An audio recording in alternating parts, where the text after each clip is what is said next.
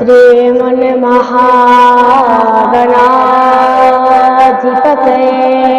नमः। ॐ श्री सरस्वती नमः। अस्मद् श्री गुरु श्री चरण कमलेभ्यो नमः। वन्देऽहं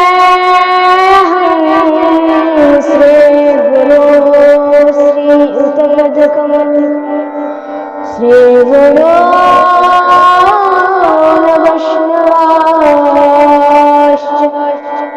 श्रीरूपं साप्रजातं सहगण रघुनाथान्वितं तं सजीवं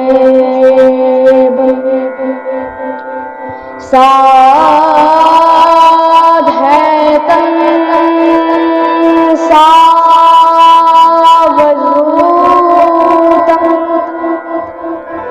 परिजन सहितं श्रीकृष्ण चैतन्य चंद्रदेव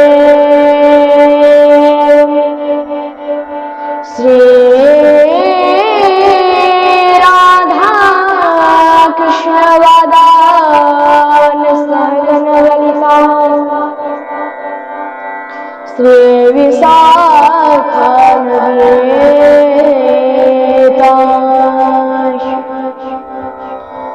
ध्येयं सदा परिभवति नमभीष्टदोहं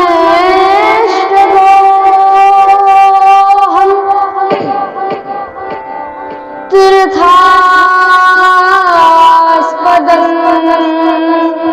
शिवविरिञ्चन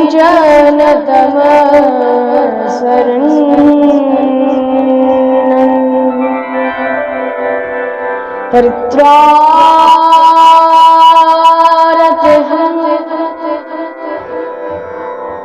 प्रणतपाणिविभूतिं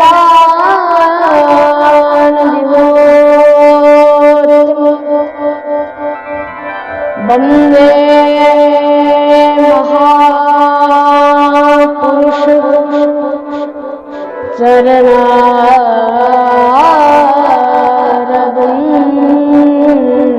चरणारविन्दं नारायणं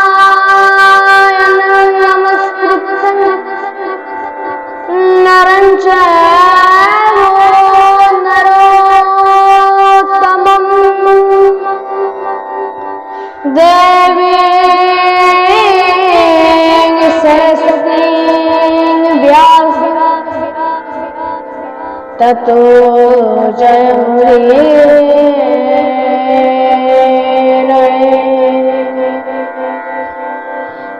सुकरो प्रबोधयितं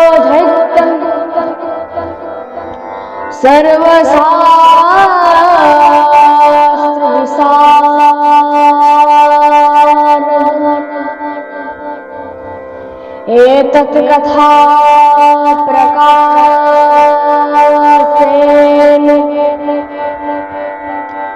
मदज्ञानं विनाशाय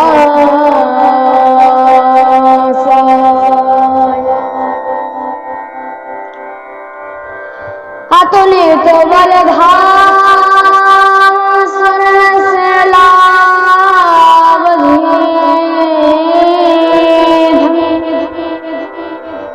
तनजवन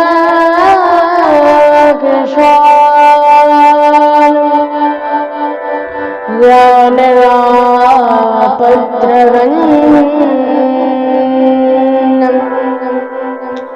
सकलगुणनिधानं वानरानपतीश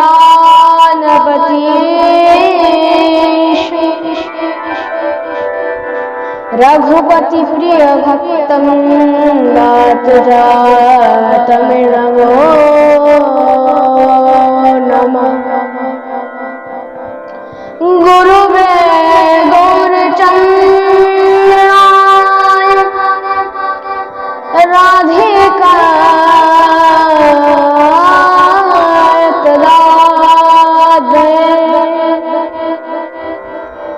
श्री कृष्ण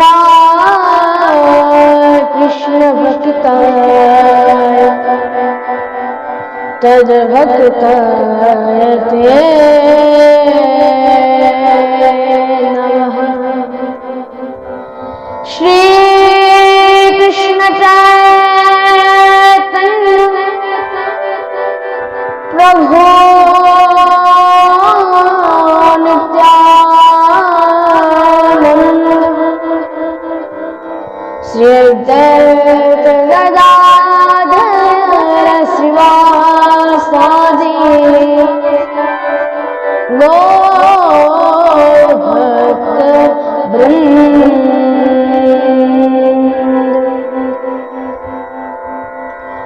हरे कृष्ण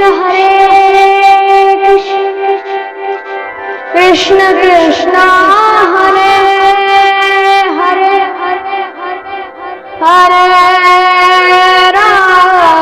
हरे राम राम राम हरे हरे। जय जय श्री राधा रमण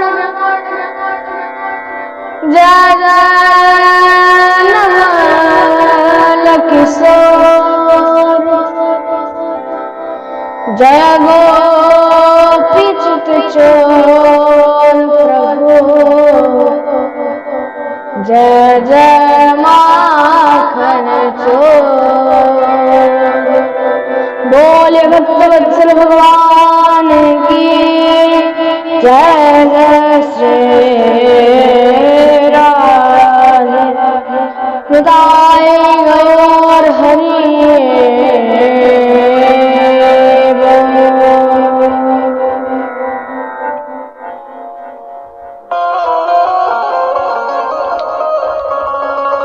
परमानंद चिन्मूर्ति अखिल ब्रह्मांड नायक जगत अधिपति श्रीलोकेश्वर नंदन ब्रजेंद्र नंदन भगवान श्री राधा श्याम सुंदरी असीम कृपाय असीम अनुकंपाय আমরা সবাই আজও এই পতিত পাবন ভূমির মধ্যে পতিত পাবন আজকে একটা তিথি বিশেষ তিথি এর মধ্যে আমরা দিব্য আজকের কথা শ্রবণ করব। আজকে হচ্ছে খুব পুণ্যতিথি। পুণ্যতিথি কিভাবে? আজকে ভগবান শ্রী জগন্নাথের স্নান যাত্রা।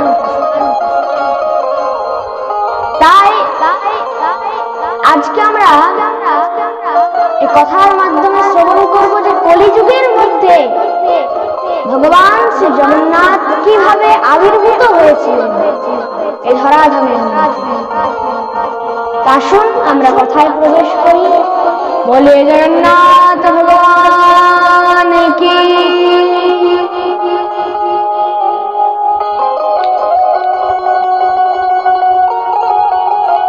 জগন্নাথ দেব কলিযুগের মধ্যে কিভাবে অবতার নিয়েছিলেন? এক সময়ের কথা, একবার দ্বারকার মধ্যে সেখানে সব মহারাজ সেই যে ভগবান শ্রীকৃষ্ণের মা অর্থাৎ যশোদা এবং তার পিতা মহারাজ নন্দদেব এবং যশোদা তারা দুজনেই কিন্তু এসেছে।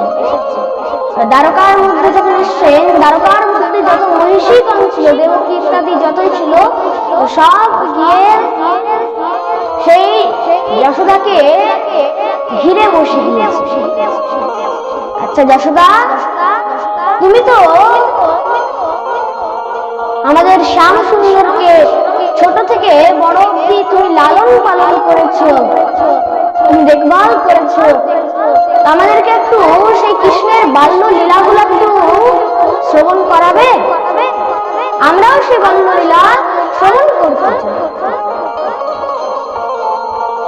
আজকে সেখানে মা যশোদা তিনি একদম কৃষ্ণ প্রেমে কৃষ্ণ ভাবে সেখানে সব মনীষীগণদেরকে কৃষ্ণের সে বাল্য লীলা শ্রবণ করাচ্ছে। আর এদিকে দরজার মধ্যে সুভদ্রাকে দাঁড় করিয়ে রেখেছে, কেন? কেউ যেন ভেতরে না আসতে পারে। কেন?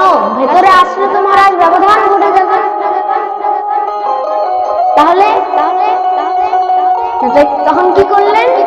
সুভদ্রাকে দরজার মধ্যে দাঁড় করিয়ে রেখেছে। এবার দেখতে দেখতে কথা আরো বিস্তার হচ্ছে। যত কথা বাড়ছে সব মহারাজ কৃষ্ণ প্রেমে কৃষ্ণ ভাবে একদম তাদের আবেশ শুরু হয়েছে। এত কৃষ্ণ ভাবের তো কৃষ্ণ কথার ভাবই এরকম, কৃষ্ণ কথার প্রেম এরকম। মহারাজ যখনই শ্রবণ করতে লেগেছে সব একদম ভগবান শ্রীকৃষ্ণের সেই রূপের বর্ণনা শ্রবণ করতে করতে একদম ভাবে চলে এসেছে। এবার সুভদ্রা মহারানী তিনিও তো সেখানে শ্রবণ করছিলেন কৃষ্ণ কথা, কৃষ্ণের বাল্যলীলা। সেও মহারাজ একদম ভাবে চলে এসছে। সে একদম বিগলিত হতে শুরু করেছে, মানে যে হাত পা গুলো একদম গলে যাচ্ছে, হাতগুলো সংকীর্ণ হয়ে গেছে, চোখগুলো মহারাজ বড় বড় হয়ে গেছে। এবার সে চোখ থেকে কিছু দেখতে পাচ্ছে না, চোখের মধ্যে কিছু দেখতে পাচ্ছে না। তো কি হয়েছে না, সামনে থেকে কৃষ্ণ বলরাম দুয়ারের মধ্যে কখন চলে এসছে সুভদ্রা দেখতেই পারেনি। তো কৃষ্ণ বলরাম এসে গেছে। এবার আজকে কৃষ্ণ প্রেমে কৃষ্ণের কথার ভাবই তো এইরকম যে কৃষ্ণ বলরাম আজকে নিজের কথা শুনতে শুনতে ভাবের মধ্যে আবেশ চলে এসছে তাদের। সে তিনজনে কৃষ্ণ বলরাম আর সুভদ্রা তিনজনেরই শরীর বিগলিত হতে লেগেছে। মহারাজ একদম চোখগুলো বড় বড় হয়ে গেছে, শরীর গলে যাচ্ছে, এত কৃষ্ণ কথার ভাব। যখনই এরকম অবস্থা হয়েছে সামনে থেকে দেবশ্রী নারদ পেরিয়ে যাচ্ছে। তো পেরিয়ে যাচ্ছে ভগবানের এই রূপ দর্শন করে তিনি তো আশ্চর্যচকিত হয়ে গেলেন এবং অবাক হয়ে গেলেন, জোরে ধ্বনি দিয়ে উঠলেন, কি বলছেন? নারায়ণ নারায়ণ নারায়ণ। যখনই মহারাজ ধ্বনি দিয়েছে সব একদম স্তম্ভিত হয়ে গেছে। দেবশ্রী নারদ বলছে, প্রভু আপনার এই রূপ তো আমি কখনো দর্শন করিনি, আপনার এরকম রূপ কি করে হলো? বলছে, চিন্তা করি না দেবর্ষি, আমি এই রূপেই, এই জগন্নাথ রূপেই কলিযুগের মধ্যে সব ভক্তদেরকে দর্শন দেব। এবার কথা হচ্ছে যে কলিযুগের মধ্যে জগন্নাথ ভগবান এলেন কিভাবে? এক সময়ের কথা, তখন পুরীর মধ্যে যে জগন্নাথ মন্দির রয়েছে, সেই জগন্নাথ মন্দির থেকে অনেকটা দূরে একটা ব্রহ্মাদ্রি পর্বত রয়েছে, যার মধ্যে গুফার মধ্যে সত্যযুগের দেবতা নীলমাধব সেখানে বসবাস। আর দেখুন শাস্ত্র বলছে জগন্নাথ মন্দির গিয়েছে, যে পুরীর মধ্যে গিয়েছে শুধু জগন্নাথ দর্শন করতে, যেন সে না যায়। জগন্নাথ তো দর্শন করবেই, কিন্তু জগন্নাথের মধ্যে তিনটে বিগ্রহ অবশ্যই দর্শন করা উচিত। কি কি? এক হচ্ছে মহারাজ জগন্নাথ, দ্বিতীয় হচ্ছে আলারনাথ, তৃতীয় হচ্ছে নীলমাধব। আপনি যদি জগন্নাথ গিয়েছেন নীলমাধবের আলারনাথেরই জন্য দর্শন না করেন, তাহলে আপনার জগন্নাথ যাওয়া বৃথা। জগন্নাথ গেলে অবশ্যই এই তিনটি বিগ্রহ দর্শন আপনাকে করতেই হবে। তার জন্য সেই সত্যযুগের দেবতা হচ্ছে সেই নীলমাধব। আপনি যদি কখনো জগন্নাথ যান তাহলে দেখবেন জগন্নাথ মন্দির রয়েছে। সেই জগন্নাথ মন্দির থেকে 30-40 কিলোমিটার দূরে রয়েছে আলামনাথ মন্দির। আর জগন্নাথ থেকে মহারাজ প্রায় 150-200 কিলোমিটার দূরে রয়েছে সেই ব্রহ্মাদ্রি পর্বতের মধ্যে, সেই গুহার মধ্যে নীলমাধব ঠাকুর সেখানে আজও বিরাজমান হয়ে রয়েছে। সে কিন্তু আজকের দেবতা নয়, সে নীলমাধব হচ্ছে সত্যযুগের দেবতা। সেই সময় কি হতো না, ব্রহ্মাদ্রি পর্বতের পাশে একটা বন ছিল। বনের মধ্যে মহারাজ অনেক প্রকারের জাতি বসবাস করত, যেমন শবর, কোল, ভীল ইত্যাদি। তো সেই যে শবরদের রাজা ছিল, শবর জাতির যে রাজা ছিল, নাম হচ্ছে বিশ্বাবসু। তো বিশ্বাবসু একদিন শিকার করতে করতে নীলমাধবের গুহার মধ্যে পৌঁছেছে। সে যখনই নীলমাধবের দর্শন করেছে, এত মহারাজ দিব্য রূপ তার, একদম মন তার মধ্যে, তার সেবার মধ্যে লেগে গেল। এবার নিত্য সে সেবা করতে আসে, কিন্তু দেখুন সে কিন্তু কাউকে বলেনি, সে গোপনে সেবা করতে আসত। মহারাজ কাউকে বলেনি, একদম লুকিয়ে লুকিয়ে সেবা করত। যখনই সকাল ব্রহ্ম মুহূর্তের মধ্যে চলে যেত, বলতো যে আমি শিকার করতে যাচ্ছি। আর যখন সন্ধ্যাবেলায় ফিরে আসে, কোনো শিকার টিকার কিছু নিয়ে আসে না, মহারাজ শুধু ফলমূল কিছু নিয়ে আসে, আর শরীর থেকে একদম সুগন্ধে, একদম চন্দনের মতো সুগন্ধ বেরোয়, কাউকে বলে না। একদিন সেই শবরদের রাজা বিশ্বাবসু শিকার করতে করতে, শিকার করা হয়েছে, তারপরে নীলমাধবের দর্শন করতে গেছে, পুজো করতে গেছে। যখন গিয়েছে, নীলমাধব বলছে, দেখো বিশ্বাবসু, তুমি শিকার করা বন্ধ করে দাও। কেন? তুমি শিকার করো, পশুর শিকার করো, তোমার দেহ থেকে খুব দুর্গন্ধ আসে, দেহ থেকে তোমার খুব দুর্গন্ধ আসে, তার জন্য আমি থাকতে পারি না দুর্গন্ধি, তার জন্য তুমি শিকার ছিলে। তখন কি করলেন, বিশ্বাবসু চলে গেছে। এদিকে নীলমাধব ভগবান, তখনকার এক রাজা ছিল পুরীর মধ্যে, নাম হচ্ছে ইন্দ্রদ্যুম্ন। নীলমাধব কি করলেন, ইন্দ্রদ্যুম্নকে স্বপ্নাদেশ করলেন, দেখো রাজন, আমি এখানে সেবার অভাবে এখানে পড়ে রয়েছি, তুমি আমাকে এখান থেকে নিয়ে যাও আর আমার সেবা করো, আমার পুজো করো, আমার মন্দির করো। তখন বলছে, প্রভু ঠিক আছে। সেই ইন্দ্রদ্যুম্ন রাজা 4টি সেনাপতিকে পাঠালেন। এবার সেনাপতির মধ্যে তো মহারাজ সব জাতিরই সেনাপতি, সেখানে এক সেনাপতি নাম হচ্ছে বিদ্যাপতি, জাতিতে ব্রাহ্মণ, খুব বিদ্যান বুদ্ধিমান। এবার খুব বিদ্যান বুদ্ধিমান তো সে কিন্তু একদম দেখতে দেখতে সে ব্রহ্মাদ্রি পর্বতের এখানেই পৌঁছে গেছে।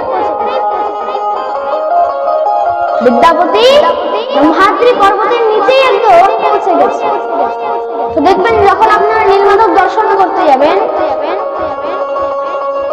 সেখানে ব্রহ্মাদ্রি পর্বতের পাশে একটা খুব সুন্দর নদী বয়ে গিয়েছে, নাম হচ্ছে মহানদী। তোমার সে মহানদী মধ্যে তার পাশের তীরে সেখানে সেই যে শবরদের রাজা বিশ্বাবসু, তার কন্যা মানে ললিতা, তার নাম হচ্ছে ললিতা, ললিতা ইত্যাদি তার সব যত বান্ধবী ছিল সবাইকে নিয়ে খেলা খেলিত। কি খেলছিল? চোখের মধ্যে যে বেঁধে দেয় না, কি বলে এটাকে, কানামাছি। কানামাছি খেলছিল তারা। তো ললিতার চোখের মধ্যে কাপড় বেঁধে দিয়েছে। ললিতা দেখতে পাচ্ছে না সামনের দিকে, মহানদীর দিকে যখন এগিয়ে গেছে, যখনই পরপর অবস্থা হবে, তো বিদ্যাপতি গিয়ে তাকে জড়িয়ে ধরেছে। মহারাজ যখনই জড়িয়ে ধরেছে, তখন সব পরপুরুষ বিচার করতে করতে ওই যে রাজা বিশ্বাবসুর যত সেনা ছিল, সব সেনারা বিদ্যাপতিকে বন্দী বানিয়ে বন্দী বানিয়ে বিশ্বাবসুর কাছে নিয়ে গেছে। বিশ্বাবসু বলছে, তোমাকে মৃত্যুদণ্ড দেওয়া হবে, তোমার এত বড় দুঃসাহস, তুমি আমার কন্যাকে স্পর্শ করেছ। বলছে, আমি তো জেনে বুঝে স্পর্শ করিনি, আর দেখো আমি তো তোমার মেয়েকে বাঁচিয়েছি, তোমাকে বাঁচাতে গেলাম তোমার মেয়ে, আমি তো কোনো অপরাধ করি। বলছে, কিন্তু এখানে নিয়ম রয়েছে, যদি এখানে কোনো পুরুষ যদি কোনো কন্যাকে যদি স্পর্শ করে, তখন তাকে তার সঙ্গে বিবাহ করতে হয়, না হলে তাকে মৃত্যুদণ্ড। বিদ্যাপতি বোঝালেন, দেখো আমি হচ্ছি ব্রাহ্মণ আর তোমরা জাতিতে হচ্ছে শবর, কিভাবে বলছে, আমি কিছু জানি না। কেন? যদি বিবাহ না করবে তাহলে মৃত্যুদণ্ড দেবে। তো সেই ইন্দ্রদ্যুম্ন রাজার কাজ পূর্ণ করার জন্য সে সেনাপতি বিদ্যান বুদ্ধিমান জাতিতে ব্রাহ্মণ, নাম বিদ্যাপতি, সে বিদ্যাপতি ললিতাকে বিবাহ করলেন। এবার যখন বিয়ে করেছে, অনেকদিন হয়েছে, তো বিদ্যাপতি রোজ দেখে তার শ্বশুর মশাই মানে বিশ্বাবসু রোজ ব্রহ্ম মুহূর্তের মধ্যে ওঠে আর বলে যায় যে শিকার করতে যাচ্ছি, আর মহারাজ একদম সন্ধ্যাবেলায় ফিরে আসে, কোনো শিকার টিকার নিয়ে আসে না, একদম দেহ থেকে চন্দনের মতো সুগন্ধ বেরোয় আর কিছু ফল টুল নিয়ে আসে। একদিন ললিতাকে জিজ্ঞাসা করছে বিদ্যাপতি, আচ্ছা ললিতা, সত্যি করে বলতো তোর বাবা রোজ ব্রহ্ম মুহূর্তের মধ্যে কোথায় যায়? এবার ললিতাকে তো বন্ধ করা আছে, কাউকে বলবে না। বলছে, না না, বাবা তো রোজ সেখানে বনের মধ্যে জঙ্গলের মধ্যে শিকার করতে যায়। বলছে, দেখ স্বামীর কাছে কপট করবি, মিথ্যা বলবি, তাহলে দেখ আমিও কিন্তু তোকে ছেড়ে চলে যাব, আমিও আর এখানে থাকবো। তখন বিদ্যাপতি তাকে বলে দিয়েছে, তার জন্য দেখ স্বামীর কাছে কিন্তু একদম কপট করবি না। তখন ললিতা বলছে, হে না, কি বলবো, আমার বাবা রোজ সেখানে ব্রহ্মাদ্রি পর্বতের মধ্যে এক দেবতা রয়েছে, যার নাম হচ্ছে নীলমাধব। সেই নীলমাধব ভগবানের রোজ পুজো করতে যায়। যখনই শুনেছে মহারাজ নীলমাধব, তাহলে এই হচ্ছে সেই নীলমাধব, সারা রাত সেই মহারাজ বিদ্যাপতির ঘুম হয়। কেন? আমি কালকে নীলমাধবের দর্শন করতে যাব। পরদিন তার শ্বশুর মশাইকে বলছি, আচ্ছা আপনি কি রোজ নীলমাধবের দর্শন করেন, আর আমাকে কি একবারও নিয়ে যাওয়ানোর ইচ্ছা হয় না আপনার? আমিও একবার নীলমাধবের দর্শন করতে যাব, আমাকেও আপনি নিয়ে যান। বলছে, ঠিক আছে নিয়ে যাব, কিন্তু আমার মনে সংশয় রয়েছে। কিসের সংশয়? না, এখানে বিশ্বাবসুর মনে একটা সংশয় রয়েছে যে বিদ্যাপতি যদি কোনো গুপ্তচর হয়ে আসে, বা কোনো যদি আমার দেবতাকে যদি চুরি করতে আসে, তার মনে ভয় রয়েছে। সে বলছে, ঠিক আছে আমি একটা শর্তেই কিন্তু নিয়ে যাবো। কি? তোমার চোখের মধ্যে কাপড় বেঁধে আমি তোমাকে বলছে ঠিক আছে। যখন কাপড় বেঁধে নিয়ে যাচ্ছে তো ললিতা তার স্ত্রীকে বলছে, দেখ ঠাকুর বাড়ি যাচ্ছে তো, ভগবানের দর্শন করতে যাচ্ছে তো কিছু ধান্য দিয়ে, কিছু ধান্য দিয়ে। এবার কেউ বলে ধান, কেউ বলে গম, সব কিন্তু ধানের মধ্যেই তো কিছু ধান্য দিয়ে দেয়। কেন? দেখুন এখানে শাস্ত্র বলছে কখনো যদি ঠাকুর বাড়ি যান বা কোথাও আপনি কারো বাড়ি গেলেন, আত্মীয়র বাড়ি বা ভাইয়ের বাড়ি, বা কোথাও আপনি কীর্তন শুনতে গেছেন, কোথাও কোনো সৎসঙ্গে গেছেন, কোনো ভাগবতের মধ্যে গিয়েছেন, তখন কিন্তু খালি হাতে যাওয়া উচিত, কিছু না কিছু অবশ্যই নিয়ে যাওয়া। তো বিদ্যাপতি বলছে, দেখ আমাকে কিছু ধান্য দিয়ে দে, কেন ঠাকুর বাড়ি যাচ্ছি তো খালি হাতে। কিছু ধান্য একটা পোটলার মধ্যে বেঁধে দিয়ে দিয়েছে। তো যখনই পোটলার মধ্যে দিয়েছে, এবার রাস্তাতে যেতে যেতে কি করেছে, চোখ তো বাঁধা আছে, দেখতে হবে না রাস্তা, তাহলে নীলমাধবকে নিয়ে কি করে যাবে। তখন সে বুদ্ধি করে সে একটা করে সে ধান্য দিয়েছিল, সে ধান্য গুলোকে একটা করে রাস্তার মধ্যে ফেলে ফেলে এবার যখনই মহারাজ সেই গুহার মধ্যে, ব্রহ্মাদ্রি পর্বতের গুহার মধ্যে গিয়েছে, যখনই চোখ খুলেছে, নীলমাধবের এই দর্শন করে মন একদম নির্মল হয়ে গেল। যত না নীলমাধবের ব্যাপারে শুনেছিল, দর্শন করে তার থেকেও বেশি আনন্দ, দর্শন করেই মন একদম নির্মল। দর্শন হয়েছে, এবার আবার কাপড় বেঁধে মহারাজ নিয়ে গিয়েছে বাড়ি।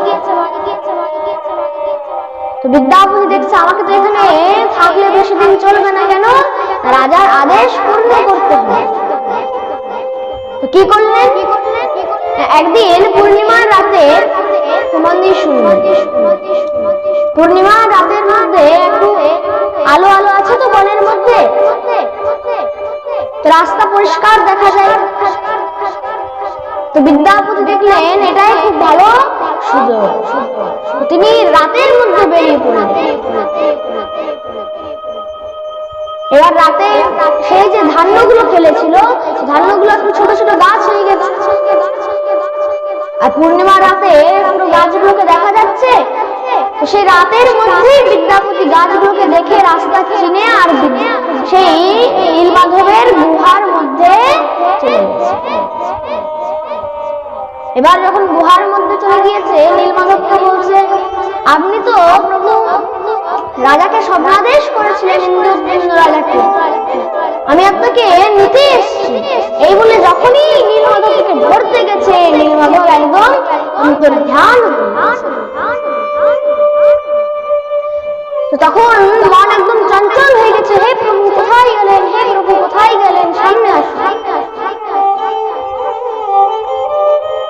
তখন নীলমাধব বলছে, দেখো এখন আমি রাজা বিশ্বাবসুর সেবায় অতি তুষ্ট হয়ে গেছি, তার জন্য আমি আর ইন্দ্রদ্যুম্ন রাজার কাছে এই গুহা ছেড়ে আর কোথাও যেতে পারব। তখন সেই যে বিদ্যাপতি সে নীলমাধব ভগবানকে বলছে, প্রভু আপনি যদি না যান, তা আমি যদি একাই যাই সে রাজার কাছে, রাজা তো আমাকে মৃত্যুদণ্ড দিয়ে দেবে, আমাকে মৃত্যুদণ্ড দেবে। তাহলে নীলমাধব ভগবান বলছে, দেখো আমি যাবো কিন্তু এক রাতের জন্য, আমি এখন যাচ্ছি, কাল সকাল হলেই কিন্তু আমি চলে আসবো। বলছে প্রভু ঠিক আছে। তো রাতের মধ্যে নীলমাধব ভগবানকে নিয়ে গিয়েছে রাজার কাছে। রাজা যখনই দেখেছে নীলমাধব ভগবানকে, মন একদম মুগ্ধ হয়ে গেছে। নীলমাধবের জন্য মন্দির বানানো হয়েছে, সেই মন্দিরের মধ্যে দিব্য প্রভুকে সেখানে রাখা হয়েছে। যখন রাখা হয়েছে এবার সবাই খুব আনন্দে আছে যে নীল মাধবকে আমরা দর্শন করবো, সেবা করবো, নিত্য। এবার কেউ তো জানে না যে নীল মাধব আজকে রাতের জন্য এসছে, কালকে সকালে চলে যাবে। এটা শুধু কিন্তু বিদ্যাপতি জানে। এবার কি হয়েছে, যখনই সকাল হয়েছে এদিকে নীল মাধব অন্তর্ধান হয়ে গেছে, আবার সেই ব্রহ্মাদ্রি পর্বতের মধ্যে সেখানে গুহার মধ্যে গিয়ে বসে। এদিকে রাজা বিশ্বাবসু তো কাঁদতে শুরু করে দিয়েছে, হে প্রভু আপনি কোথায় চলে গিয়েছিলেন, আপনি কোথায় চলে গিয়েছিলেন প্রভু, আপনাকে না দেখতে পেয়ে আমি তো ছটফট হয়ে গিয়েছিলাম। হে নীলমাধব ভগবান, আপনি একবার চলে গিয়েছিলেন আর কিন্তু কখনো আমাকে ছেড়ে। ভগবান বলছেন, দেখো বিশ্বাবসু, সেই যে বিদ্যাপতি এসেছিল সে আমাকে নিয়ে গিয়েছিল, সে আমাকে রাতের মধ্যে কালকে নিয়ে চলে গিয়েছিল, কিন্তু আমিও আর তোমাকে ছেড়ে থাকতে পারছি, তাই আমি আবার চলে এসেছি। বিশ্বাবসু আবার মৃত্যু সেবার মধ্যে লেগে গেল। এবার ওদিকে ইন্দ্রদ্যুম্ন রাজা সেও কাঁদতে শুরু করেছে, প্রভু আপনার কি দিব্য মূর্তি আমি সেবা করতে পারবো না প্রভু, আমার দ্বারা কি আপনার শ্রী মূর্তি সেবিত হবে না। নীলমাধব বলছে, দেখো ইন্দ্রদ্যুম্ন, যখন আমি বলেছি তখন কি আমি কথা, তাহলে আমি তোমার কাছে নীলমাধব রূপে আসবো না, কিন্তু আমি জগন্নাথ রূপে তোমার কাছে সেবিত হব। বলছে প্রভু সেটা কি করে, তোমার পাশে, তোমার রাজ্যের পাশে যে একটা সমুদ্র বইছে, সমুদ্র থেকে দ্বারকাবন থেকে এক দারু ভেসে আসবে। দারু মানে কি, কাষ্ঠ মানে কাঠ ভেসে আসবে, তুমি সেটা সোনার রথে করে নিয়ে যাবে, আর সেখানে আমার 3 বিগ্রহ তুমি নির্মাণ করবে। কি কি, জগন্নাথ, বলভদ্র এবং সুভদ্রা, এই 3 বিগ্রহ তুমি আমার নির্মাণ করবে, তারপর তুমি আমার সেবা করবে। দেখতে দেখতে সে সমুদ্র থেকে দ্বারকাবন থেকে দারু এসছে, কাষ্ঠ এসছে, তো কাষ্ঠ যেখানে এসছে সেখান থেকে সোনার রথে করে নিয়ে গিয়েছে কাষ্ঠ। এবার 3 বিগ্রহ বানাবে কে, কেউ তার মহারাজ জগন্নাথকে দেখেনি কখন, বানাবে কি করে। তো ভগবান কি করলেন, বিশ্বকর্মাকে। তো বিশ্বকর্মা এক বৃদ্ধ ব্রাহ্মণ রূপে এসেছে। ইন্দ্রদ্যুম্ন রাজাকে বলছে, আচ্ছা রাজন, তুমি কি কোন কারিগর খুঁজছো, তুমি কি কোনো মিস্ত্রি খুঁজছো। বলছে হ্যাঁ। কেন, আমার 3 বিগ্রহ আমাকে বানাতে হবে। কি কি, জগন্নাথ, বলভদ্র আর সুভদ্রা। বলছে তোমার এই 3 বিগ্রহ আমি বানাবো। আপনি আপনি কি করে বানাবেন না, বলছে আমি আমার বাপ ঠাকুরদার কাছে শুনেছি, সেই জগন্নাথের কথা শুনেছি, তো জগন্নাথ কেমন হয় আমি একটু আমার ধারণার মধ্যে রয়েছে, তো আমি বানিয়ে দেবো, কিন্তু আমার একটা শর্ত। কি শর্ত, না আমি যখন বানাবো মূর্তি তখন 21 দিন পর্যন্ত কিন্তু দরজা আমার বন্ধ থাকবে, কেউ কিন্তু দরজা খুলবে না। বাবু ঠিক আছে, ঠিক আছে। এবার বিশ্বকর্মা মহারাজ বানাচ্ছেন, 21 দিনের সময় দিয়েছে। এবার কাঠের কাজ করলে তো কিছু একটা আওয়াজ হয়, টুক টাক টিক টাক, হয়তো 10 দিন পর্যন্ত আওয়াজ হয়েছে, কাঠের কিছু আওয়াজ হয়েছে, তারপরে আওয়াজ হওয়া বন্ধ হলো। তারপর একদিন গিয়েছে, 2 দিন গেছে,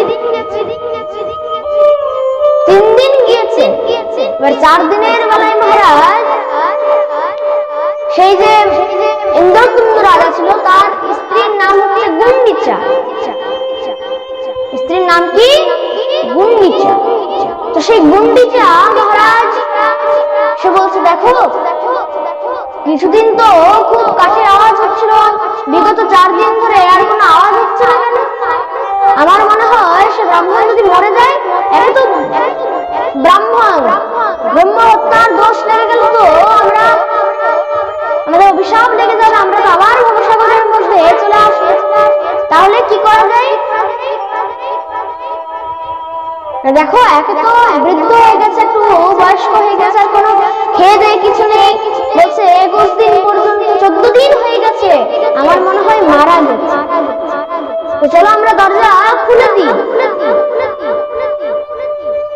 ইন্দ্রদম্ভ রাজা বলছে, কিন্তু হে দেবী,